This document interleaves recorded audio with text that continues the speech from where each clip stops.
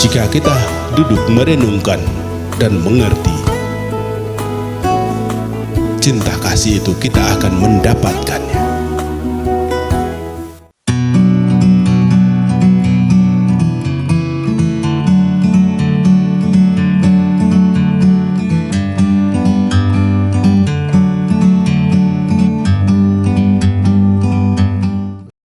Cinta kasih Allah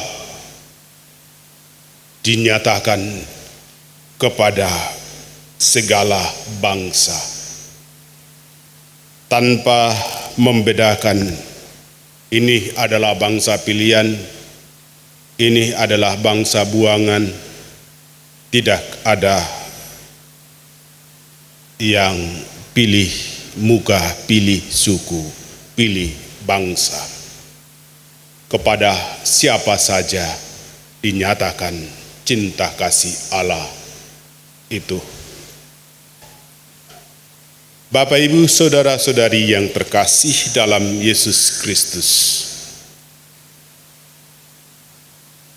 bangsa Yahudi, bangsa yang disunat, mereka menyangka bahwa cinta kasih Allah kepada bangsa pilihan, bangsa Yahudi, umat Israel, itu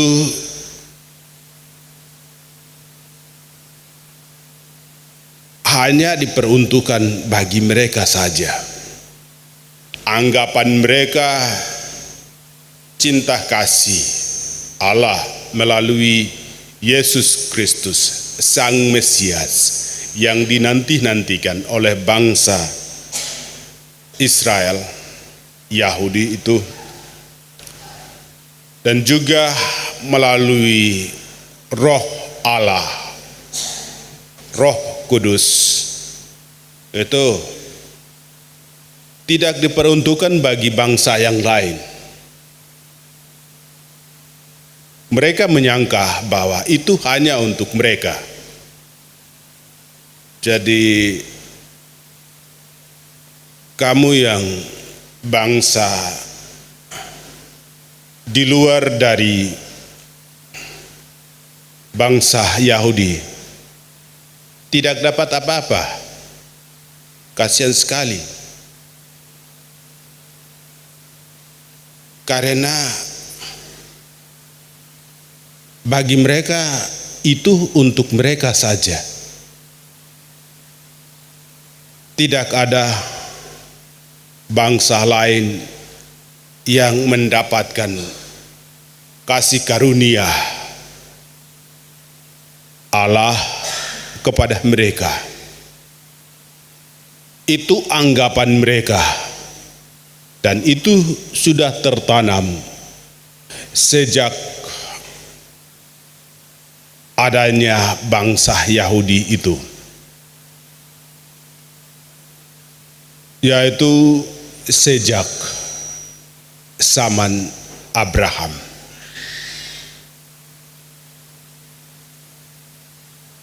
Dan itulah yang selalu dihidupi oleh bangsa Yahudi, bahwa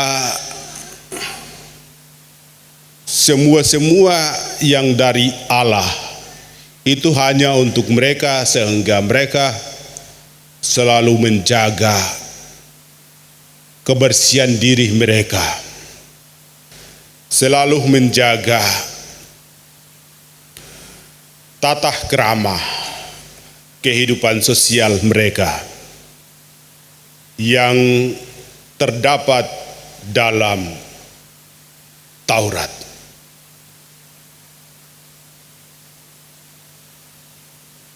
Karena orang-orang itu memang sudah tertanam seperti itu, orang-orang Yahudi itu sudah tertanam seperti itu, maka ketika Petrus mengunjungi rumah Cornelis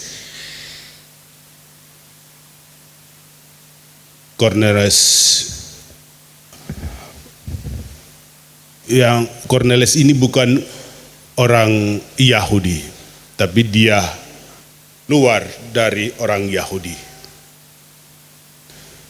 Ketika dikunjungi, sampai di rumahnya, Petrus mewartakan kabar cinta kasih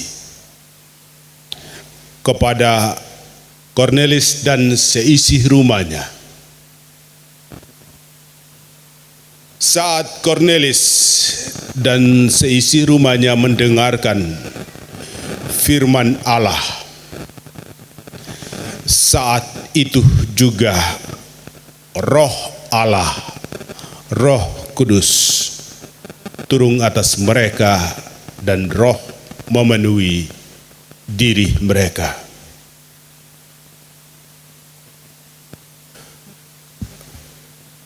Saat itu pula orang-orang Yahudi, orang-orang yang bersunat,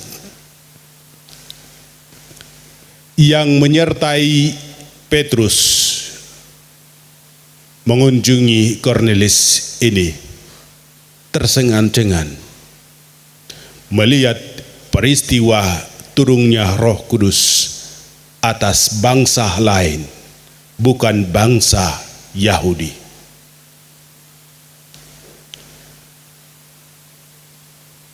Mereka heran, kok bisa Roh Allah itu bisa turun ke atas orang-orang yang bukan bangsa Yahudi, orang-orang yang bukan orang Israel.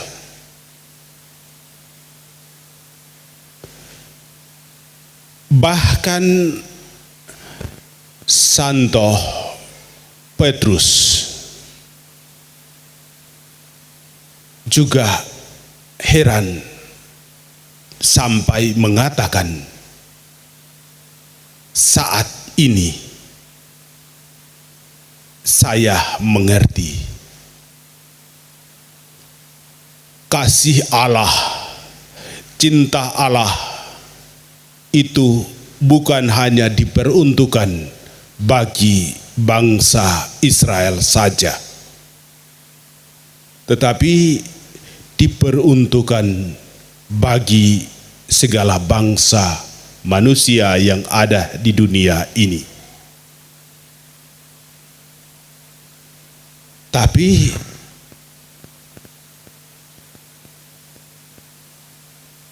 menjadi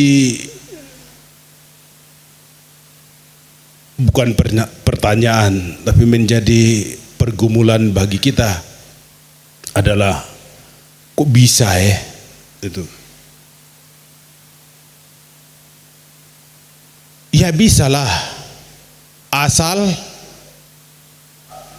takut kepada Allah dan mampu mendengarkan firman-Nya dan melaksanakannya dalam hidup dan kehidupan ini.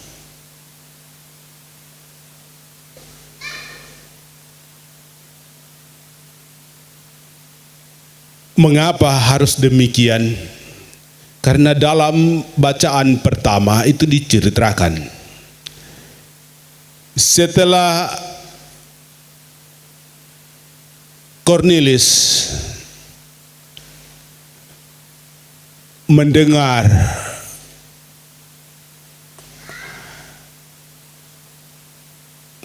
pewartaan Petrus, dia menyerahkan seluruh dirinya, hidupnya, dan juga seisi rumahnya, yaitu anggota keluarga yang ada, untuk dibaptis. dan memang dibaptis. Mereka percaya akan Allah, percaya akan Yesus Kristus berkat pewartaan Santo Petrus.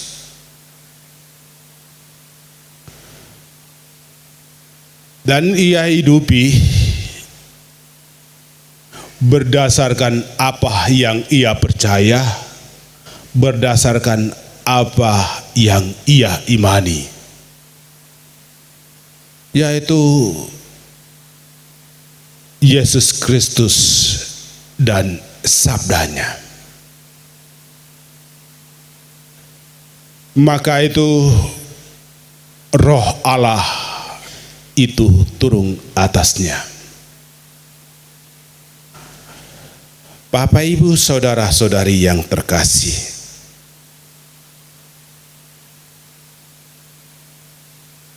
jika hidup kita ini diwarnai dengan cinta kasih yang mengorbankan diri seutuhnya demi kehidupan dan keselamatan sesama kita yang lain, maka hidup kita dipenuhi dengan cinta kasih Allah sendiri. Apa terbenar? Kami sebagai orang tua, kami selalu mengorbankan seluruh hidup kami demi kehidupan kami anak-anaknya. Pak, itu tanggung jawabmu, bukan cinta kasih. Itu tanggung jawab sebagai orang tua kepada anak-anak.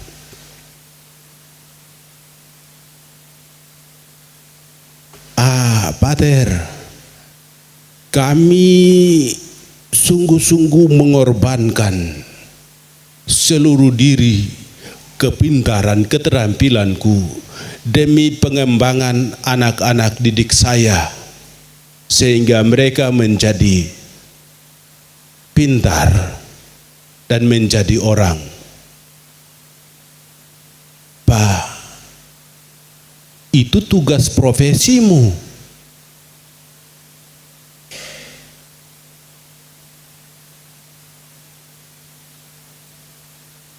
Memang benar, itu cinta kasih, tapi itu tugas profesimu. Kalau engkau tidak buat begitu, engkau tidak akan dapat makan, karena gajimu dipotong toh. Kebunmu tidak akan menghasilkan apa-apa. Kalau begitu cinta kasih yang sesungguhnya itu apa?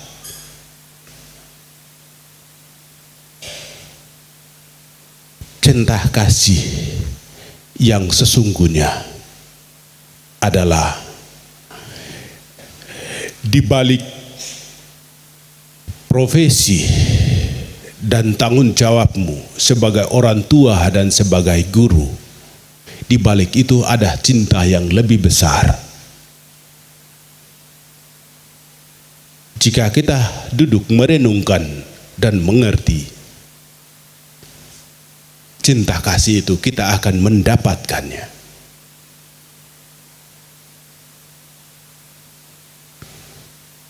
Ini dengan maksud supaya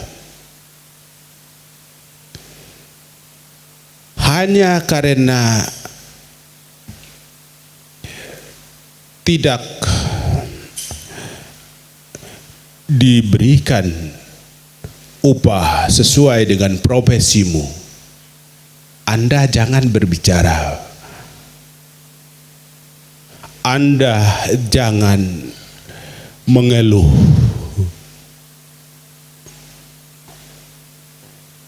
Pandanglah setiap pekerjaan yang kita jalani itu sebagai bagian darimu, dan itu juga adalah sarana pewartaan Injil kepada orang lain.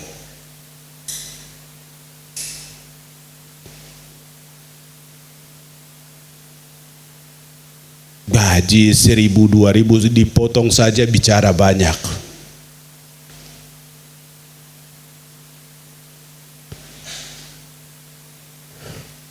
Bapak, Ibu, saudara-saudari yang terkasih, lebih-lebih guru itu, jika dia benar-benar menjadi guru bagi orang lain, terutama anak-anak didiknya, dia mengorbankan segalanya untuk anak-anaknya. Ia menghasilkan buah yang melimpah. Tetapi guru hanya sekedar nama guru. Yang penting setiap bulan dapat gaji. Mau mengajar kah tidak kah? Yang penting dapat gaji toh. Yang penting saya dapat makan. Anak-anak mau jadi pintar kah tidak kah? Itu bukan urusan saya. Jika kita berlaku seperti itu, cinta kasih Allah belum dicurahkan kepadamu. Karena dirimu dan profesimu ada hanya untuk mengembangkan dirimu saja, bukan untuk berkorban untuk orang lain. Tidak ada. Lain lagi adalah upah profesimu tidak diberikan atau dipotong, lalu engkau mengomel. Cinta kasih Allah tidak curahkan atas diri.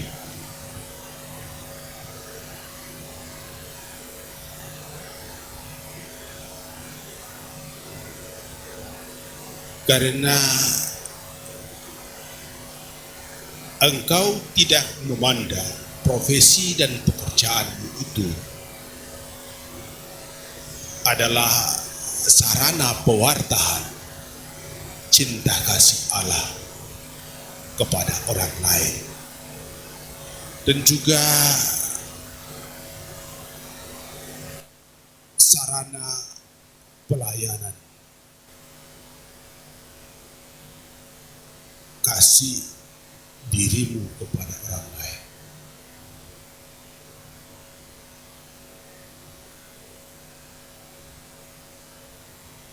Bukan hanya guru saja, juga orang tua dan yang lain-lain.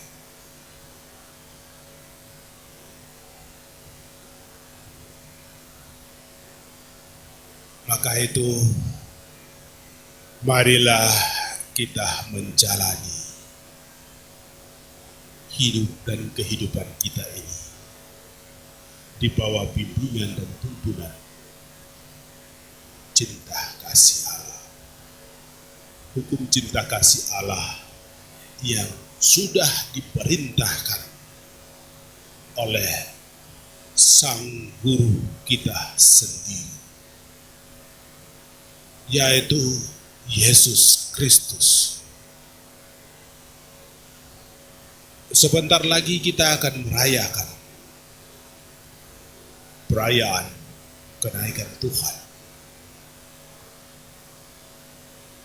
Dalam amanat perpisahannya yang tadi kita dengarkan, Ia memerintahkan kepada kita bahwa menjalani hidup dengan saling mengasihi satu dengan yang lain.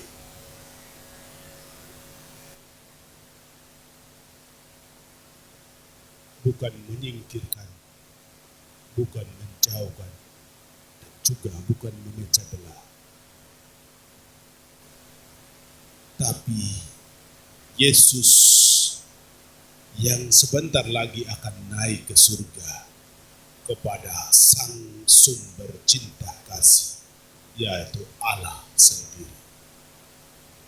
Ia memerintahkan kepada kita bahwa menjalani hidup di bawah koridor cinta kasih antara satu dengan yang lain.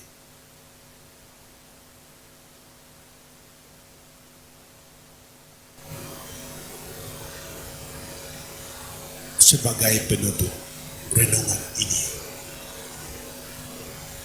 saya mau beritahu saja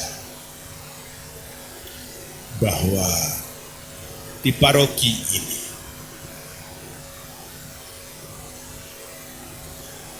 di paroki Bunda Maria Serui ini pasti orang akan mengatakan bahwa terutama umat sendiri akan mengatakan, Pater, kami biasa-biasa saja. Biasa-biasa apa? Biasa itu selalu membias.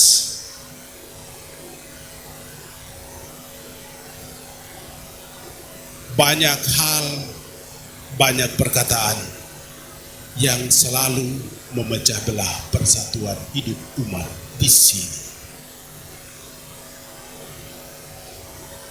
Padahal kita semua sama-sama tahu bahwa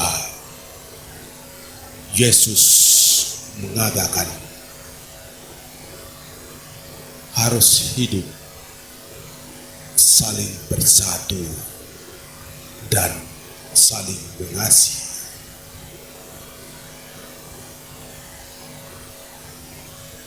Banyak perbuatan-perbuatan kita, tindakan-tindakan kita, tindakan-tindakan umat, perbuatan-perbuatan umat yang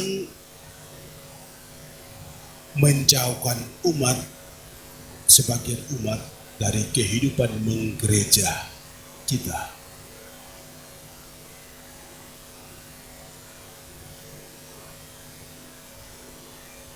Banyak hal juga yang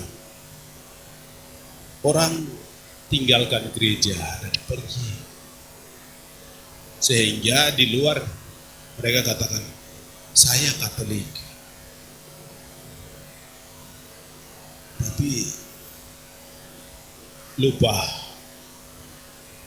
jalan menuju gereja. Mengapa harus demikian? Karena hanya kelakuan orang-orang yang ada dalam gereja, baik melalui perkataan, baik melalui perbuatan dan tingkah laku. Bapak, Ibu, saudara-saudari yang terkasih, marilah kita mohon roh cinta kasih Allah itu memenuhi seluruh diri kita, hidup kita, hati kita, pikiran kita, agar kehidupan menggereja kita ini sungguh-sungguh dipenuhi oleh roh cinta kasih Allah itu, supaya paroki ini menjadi paroki yang sungguh dipenuhi oleh Allah, oleh roh cinta kasih Allah, sehingga kita mampu memancarkan cinta kasih Allah itu kepada saudara-saudara kita yang lain, sehingga semakin banyak orang percaya akan Allah dan memperoleh keselamatan dari Allah sendiri untuk mereka. Semoga demikian